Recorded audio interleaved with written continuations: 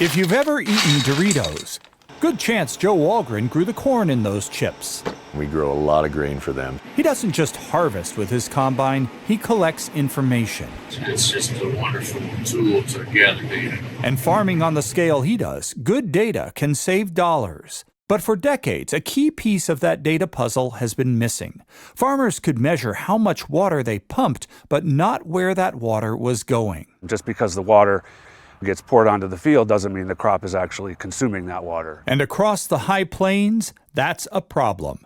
The High Plains Aquifer, the biggest in America, holds a lot of water. You could fill several of the Great Lakes. But some parts have become dangerously overdrawn. There's areas where we've pumped so much water that we can't get water out of it anymore. So to better measure where the water is going, Jim Schneider and his team are looking to the sky. They've been flying these satellites around the Earth since 1985.